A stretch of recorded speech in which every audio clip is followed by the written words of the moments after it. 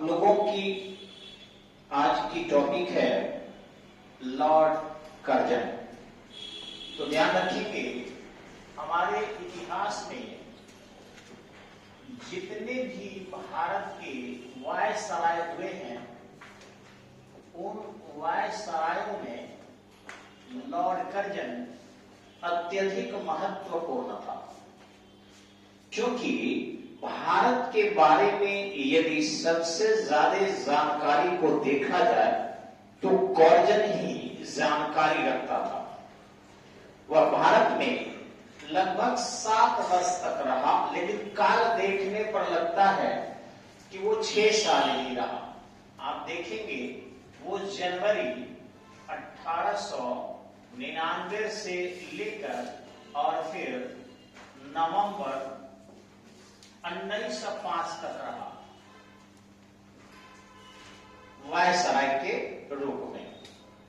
अब Lord Curzon एक line लिखता है वो कि भारत एक ऐसा विश्वविद्यालय है जहां पढ़ने के लिए बहुत कुछ है, लेकिन डिग्रियां नहीं मिलती। मतलब सीधा सा सेंस है कि यहाँ विषय बहुत है।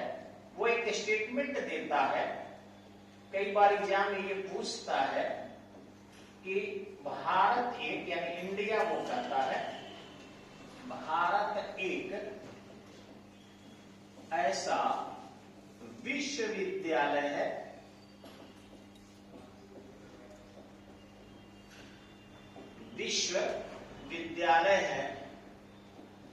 जहां अध्ययन के लिए बहुत कुछ है। अध्ययन के लिए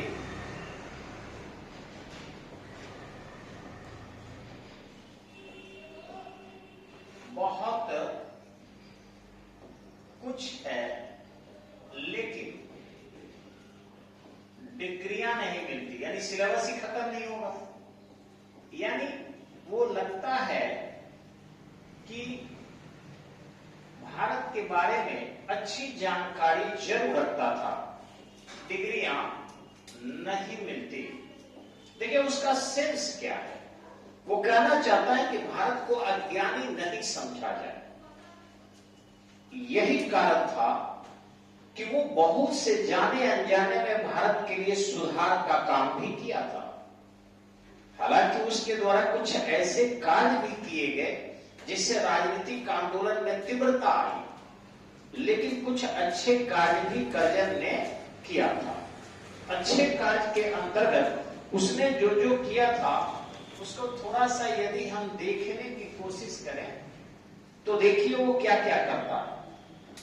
सबसे पहले वह विश्वविद्यालय कानून के बारे में, विश्वविद्यालय कानून के लिए शिमला में एक बैठक करता है।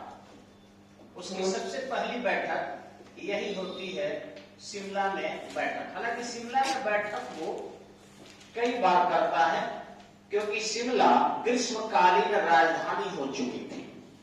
भारत की राजधानी 1912 तक बंगाल के कोलकाता थी। 11 में घोषित हो चुका था कि लाल किला दिल्ली ट्रांसफर कर दिया जाएगा, लेकिन ट्रांसफर हुआ 1912 में। 11 में इसकी घोषणा की गई और उसके पहले तक ग्रीष्मकालीन राजधानी शिमला चली गई थी और शीतकालीन राजधानी कोलकाता थी। क्योंकि अंग्रेज जो थे ठंडे प्रदेश के थे और उनको गर्मियां थोड़ी सी बहुत नागवार गुजरती थी। अभी देखे होंगे आप, जो युद्ध हो रहा है ये मुश्किल से 10 से 15 दिन और चलेगा, क्योंकि इसके बाद धीरे धीरे वहां टेम्परेचर हाई होगा और जब गर्मी वहां बढ़ेगी तो वहां के लोगों को, ठंडे प्रदेश के लोगों की इफिशियंसी घट जाती है।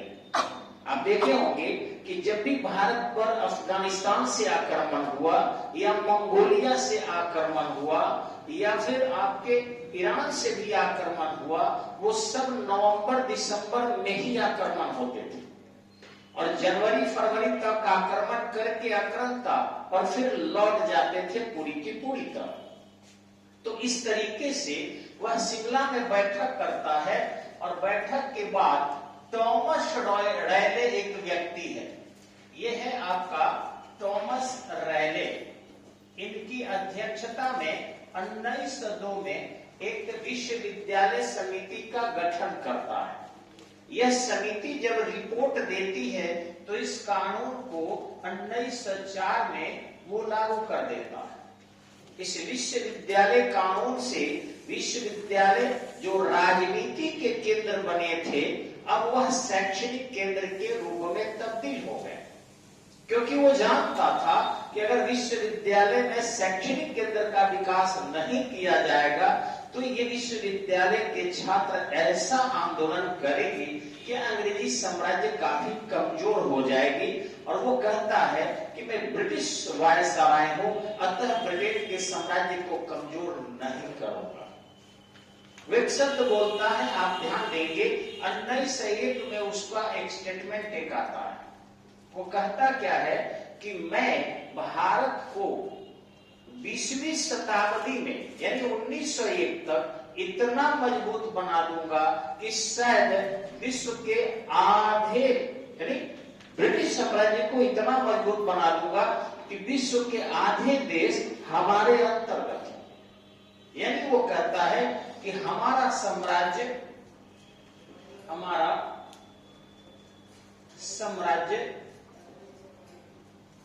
विश्व में हमेशा श्रेष्ठतम हो जाएगा, हमेशा के लिए श्रेष्ठतम हो जाएगा, श्रेष्ठतम हो जाएगा। अब आप सोचिए उसकी नियति क्या थी, और सही भी है, जिसके लिए वो आया था वो कर रहा था। लेकिन हाँ, ये कहना कि क्या भारत में उन्होंने अच्छे काम कुछ नहीं किए, तो किया था। पहला कि इसको शैक्षणिक केंद्र के रूप में भी विकसित किया विश्वविद्यालय को। दूसरा कि उन्होंने सेना के लिए भी कुछ कार्य किया। सेना के अंतर्गत जो कार्य किया था उसमें सबसे जो जरूरी चीजें थी आपको किचनर टेस्ट का विकास करना। तो ध्यान रखेंगे कि सेना के लिए जो किचनर टेस्ट का उसने विकास किया था ये जरूरी था, और साथ ही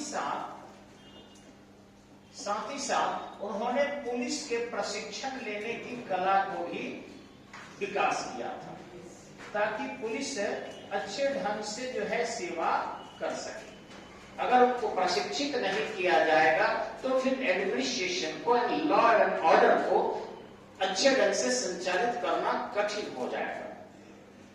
उसने एक और काम किया था, आर्कोलॉजिकल डिपार्टमेंट की स्थापना किया था 1904 में। पुरातत्व विभाग की स्थापना किया था, पुरातत्व विभाग की स्थापना किया था। ठीक है, तो पुरातत्व विभाग की स्थापना के पीछे कारण क्या था? वह स्वयं ही पुरातात्विक क्षेत्रों का दौरा करता था। आप देखिए होंगे, आपको नेट पर मिल जाएगा कुछ तस्वीरें। जैसे पहले एनसीईआरटी में ये आता था, छोटी छोटी किताबों में देखे होंगे आप कि वह स्वयं हाथी के हौदे पर बैठकर और सांची के स्तूप देखने गया था। वह बीकानेर के राजा, जयपुर के राजा, इन सब के साथ शिकार पर निकलता था और शेरों को मारता नहीं था, बल्कि उनके हाथ पैर बांधकर, सोचिए किस तरीके से, जाल में फंसाकर उन शेरों को बांधकर और फिर दरबार में रखकर उस राजा के साथ, उदय कुमार के राजा, उदयनगर के राजा के साथ उसकी तस्वीर है, शेर को बांधे हुए, लिटाए हुए, और एक नहीं दो शेर को। तो इस तरीके से, यानी वो भारत के प्रति रुचि रखता था।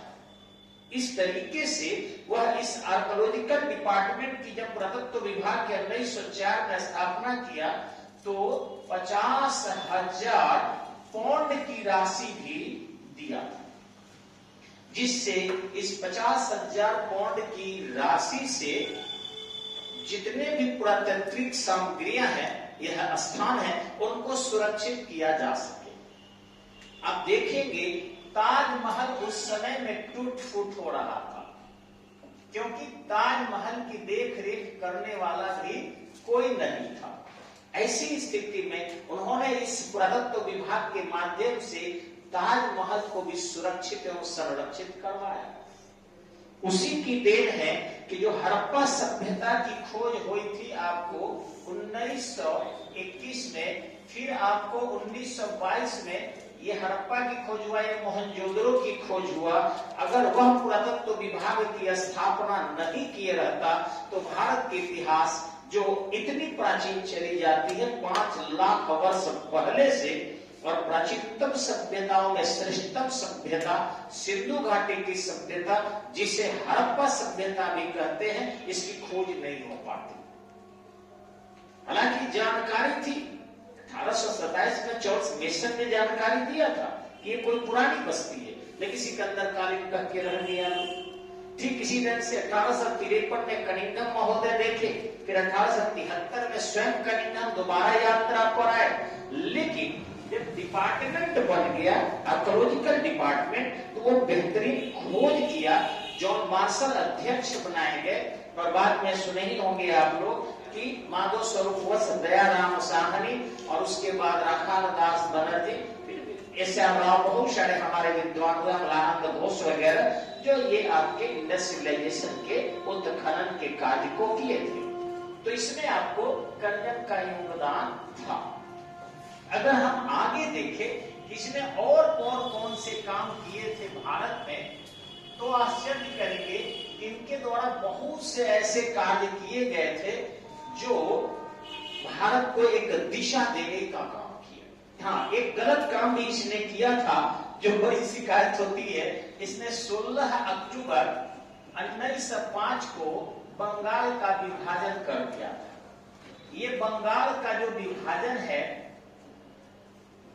वह कहता है कि बंगाल के प्रशासन को नियंत्रित करना कठिन कार्य है, क्योंकि उस समय बंगाल की आबादी जो थी वो 8 करोड़ थी। सही बात है, उस समय इंफॉर्मेशन टेक्नोलॉजी का उतना विकास नहीं था, टेलीग्राफिक लाइन बिछे थे, लेकिन ये टेलीफोन वगैरह, वायरलेस वगैरह, मोबाइल वगैरह ये सब नहीं था। यातायात के साधन उतने विकसित अवस्था में नहीं थे। रेल का तो दोहरीकरण वही किया था। तो इस तरीके से, यानी कि छोटी लाइन से बड़ी लाइन उसी के द्वारा विकसित किया गया था। तो इतना तीव्र परिवहन सुविधा नहीं थी जिस कारण वो सेना को यहाँ से वहां माइग्रेट किया जा सके। अतः वह कहता है कि बंगाल एक बड़ा प्रांत था और इसलिए हमने इसे 2 भागों में बांट दिया, पूर्वी बंगाल, पश्चिमी बंगाल। लेकिन उसी समय में रविंद्रनाथ टैगोर ने एक गीत लिखा था, अमार सोनार बंगला। नाम सुने होंगे आप लोग, अमार सोनार बंगला। ठीक है, ये अमार सोनार जो बंगला है आज बांग्लादेश का राष्ट्रीय गीत है। ये सबसे पहले उन्होंने लिखा था 1905 में, बाद में उन्होंने 1911 में राष्ट्रगान जो हमारे देश का है, जन गण मन, ये उन्होंने लिखा था, गाया भी गया कोलकाता अधिवेशन। लेकिन अमार सोनार बंगला पहले की है और ये 1905 में जो है आपका उन्होंने लिखा, और यही बंगाल विभाजन के दौरान हमारे नवयुवकों को और राष्ट्रवादियों का एक संगीत हो गया, एक गान हो गया। बांग्लादेश जो 1971 में पाकिस्तान से अलग हुआ तो राष्ट्रगान के रूप में उसे स्वीकार कर लिया। यानी विश्व के एकमात्र ऐसे ये लेखक थे जिनके गान को 2 देश राष्ट्रगान के रूप में अपनाए हैं। इस तरीके से ये जो है बंगाल का विभाजन किया। लेकिन ये 1904 में जब ढाका के दौरे पर गया था तो एक शब्द कहा था, मेरी 2 पत्नियां हैं जिसमें निश्चित ही मुस्लिम पत्नी अधिक प्रिय है। यानी वो दिखाना चाह रहा था कि हम मुसलमानों के तरफ है। वो कांग्रेस से चिढ़ गया था क्योंकि कांग्रेस जो थी वो स्वराज का दबाव बड़े पैमाने पर बढ़ा रही थी। अब स्वराज के दबाव बड़े पैमाने पर बढ़ने से कर्जन हमने पहले ही कहा कि ब्रिटिश साम्राज्य को मजबूत करने आया था, ब्रिटिश साम्राज्य को कमजोर करने नहीं आया था। तो वो कहता है कि मैं चाहता हूं कि भारत में रहते हुए कांग्रेस को समाप्त कर दूं। और वो एक शब्द भी बोलता है कि कांग्रेस धीरे धीरे अपनी मौत मर रही है, मेरी दिल की इच्छा है कि मैं कांग्रेस को पूरी तरह समाप्त कर ही दूं। निश्चित ही इस तरीके से वह इसके पैरेलल एक पार्टी की स्थापना करना चाहता था, और जो पैरेलल पार्टी थी वह बाद में इसके हटने के बाद मुस्लिम लीग के रूप में स्थापित हुई। मुस्लिम लीग के सम्मेलन के लिए या स्थापना के लिए उन्होंने कुछ ढाका के मुस्लिम नेताओं को, जिसमें सलीमुल्लाह थे, आगा खां थे, उनको शिमला ले जाकर उनसे मीटिंग भी किया था, और शायद गोपनीय शर्त भी रखा होगा कि आप एक अपना दल बनाइए, हम आपको यथाशीघ्र समर्थन करेंगे। और हुआ 1885 से कांग्रेस की स्थापना हुई थी, लेकिन कांग्रेस के किसी मांग को अंग्रेज नहीं सुने थे। लेकिन 1906 में लीग की स्थापना हुई और 1909 में मार्लेबिंतो सुधार के अंतर्गत मुसलमानों को आरक्षण दे दिया गया। जो 700 वर्ष तक देश में सत्ता स्थापित किए हो, जो आजादी के पहले ही दो बृहद प्रांत को मालिक हो गए हो, पाकिस्तान और बांग्लादेश के रूप में, क्या वो कभी इस देश में कमजोर थे? उन्हें किसी आरक्षण की आवश्यकता थी? नहीं थी। लेकिन फिर भी उन्हें दिया गया। कारण यह था कि राजनीतिक रूप से तुष्टिकरण की नीति अपनाकर कांग्रेस के पैरेलल एक ऐसे दल को गठित करना जो भावनाओं पर आधारित हो, और भावनाएं क्या है? धर्म के अंतर्गत काम करती है। ज्यादातर भावनाएं बालकाल से ही मनुष्य धर्म से जुड़ जाता है, जिस धर्म से जोड़ेंगे उसी धर्म के प्रति वो आकर्षित हो जाता है। अब देखेंगे कि कर्जन इस दौरान कुछ अन्य कार्य भी किया, जैसे वह रेलवे का विकास अधिक किया था। रेलवे के विकास के साथ साथ उसने बड़ी लाइन बिछाना प्रारंभ कर दिया। आपको पता होगा कि नैरो गेज, जो नैरो गेज होते हैं, उस पर पहले छोटी छोटी पटरियों के बीच के डिस्टेंस कम होते थे। आगे दो इसमें होते थे, एक होता था आपको 6-7-6 मीटर, और एक होते थे आपको 7-6, लगभग 6 के आसपास मीटर। यानी लगभग ये जो थे बराबर ही थे, 1 मीटर से कम दूरी दोनों के पटरी के बीच होती थी। लेकिन जो मीटर गेज आया, उनके पटरी के बीच की दूरी, ये जो दूरी है वो 1 मीटर का हो गया, और ब्रॉड गेज जो है वो इससे भी बड़ा। लेकिन अब जरूरी नहीं कि और बड़ा हो। अब तो देखे होंगे आप, मोनो गेज की ट्रेन चल रही है, यानी मोनो ट्रेन चल रही है, एक पटरी की ट्रेन, जो महाराष्ट्र में आप देख सकते हैं, उसमें 2 पटरी नहीं है, एक ही पटरी है, और उसी पर ट्रेन को चलाया जा रहा है। कुछ दिन बाद जो है आपको बुलेट ट्रेन जो उड़कर चलती है, शायद लगता है मैग्नेटिज्म के कारण पटरी की भी आवश्यकता नहीं पड़ेगी, केवल प्लेटफॉर्म होगा और गाड़ियां उड़ेगी। तो ये सारी चीजें हो रही है, क्योंकि मृदा सीमित है, और ज्यादा मिट्टी पर अगर हम परिवहन सुविधाओं का विकास करेंगे तो खेती बाड़ी कहाँ करेंगे। इसलिए हमें लगता है भविष्य में आने वाले में, ऐसे दुबई में है कि एयरपोर्ट पर आप जाएंगे दुबई में, हम तो गए नहीं लेकिन मोबाइल पर देखे हैं हमने, कि वहां पर ऊपरी भाग में कई फ्लोर पर जो है हवाई जहाज उतरते हैं और वहीं से उड़ान करते हैं। तो हो सकता है विश्व में ये हो जाए कि स्टेडियम भी हम लोगों का ऊपर बने और नीचे खेती हो। कुछ दिन में और विकास होगा कि खेती भी फ्लोर वाइज किया जाएगा, छत बनाकर, सब पर मिट्टी रखकर। चूंकि आबादी बढ़ेगी तो हम खाएंगे क्या? आबादी बढ़ रही है, विकास हो रहे हैं, लेकिन मृदा का विकास नहीं हो रहा। खैर, तो कर्जन के बारे में मैं बता रहा था आपको कि कर्जन की नीतियां भारत में विकासात्मक जरूर थी, लेकिन ब्रिटिश साम्राज्य को मजबूत करते हैं। वह नवंबर 1905 में जाता है। उसके बाद मिंटो आते हैं जो अब हस्तक्षेप की नीति का अनुसरण करते हैं। उनके समय में जो भी कार्य हुआ वह हस्तक्षेपवादी नहीं था। इस टॉपिक को चर्चा करेंगे हम लोग कल। तब तक के लिए नमस्कार।